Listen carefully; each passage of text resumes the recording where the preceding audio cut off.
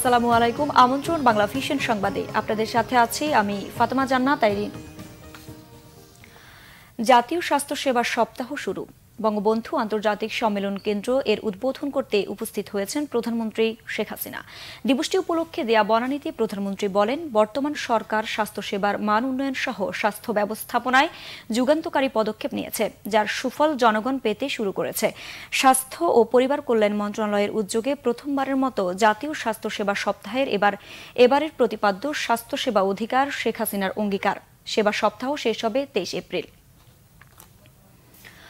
অবশেষে বিজিএমইএ ভবন ভাঙতে আনুষ্ঠানিকভাবে কাজ শুরু করেছে রাজধানীর উন্নয়ন কর্তৃপক্ষ রাজুক।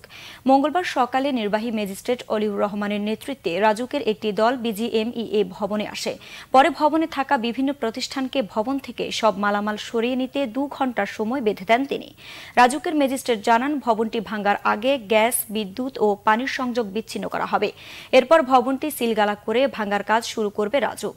এদিকে বিজিএমইএ ভবন ভাঙাকে কেন্দ্র করে যে কোনো অনাকাঙ্ক্ষিত ঘটনা এড়াতে আশেপাশের এলাকায় আইনশৃঙ্খলা বাহিনীর সদস্য মোতায়েন রয়েছে।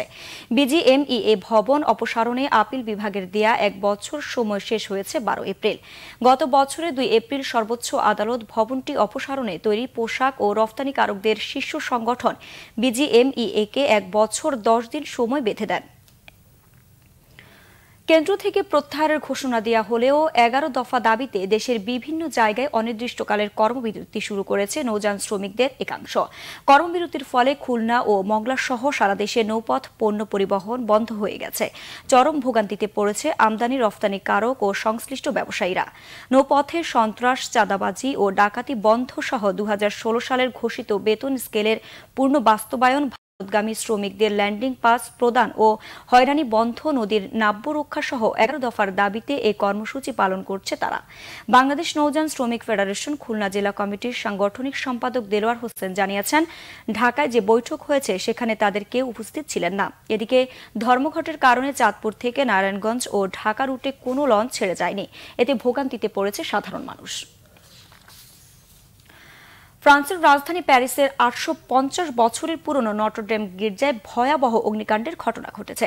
কয়েক ঘণ্টার চেষ্টায় আগুন নিয়ন্ত্রণে এনেছে ফায়ার সার্ভিস। ক্ষতিগ্রস্ত গির্জার সংস্কারের প্রতিশ্রুতি দিয়েছেন দেশটির প্রেসিডেন্ট ইমানুয়েল ম্যাক্রো। প্যারিসের স্থানীয় সময় সোমবার বিকেলে এই ঘটনা ঘটে।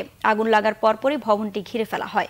500 ফায়ার সার্ভিস কর্মীর কয়েক ঘণ্টার চেষ্টায় নটরডেম ক্যাথেড্রালে লাগা আগুন নিয়ন্ত্রণে আসে। ছাদের খানিক অংশ ভেঙে গেছে, তবে মূল স্থাপনার কোনো ক্ষতি হয়নি বলেও জানিয়েছে ফায়ার সার্ভিস। পরে ক্ষতিগ্রস্ত গির্জা পরিদর্শনে যান ফ্রান্সের প্রেসিডেন্ট ইমানুয়েল ম্যাক্রো। ঐতিহ্যবাহী এই স্থাপনা ক্ষতিগ্রস্ত হওয়ায় দুঃখ প্রকাশ করেন তিনি। মঙ্গলবার থেকেই ক্যাথেড্রালের সংস্কার কাজ শুরু করার কথা জানান ম্যাক্রো।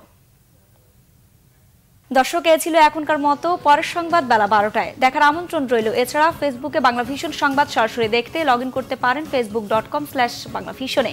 এতক্ষণ সাথে থাকার জন্য ধন্যবাদ সবাইকে।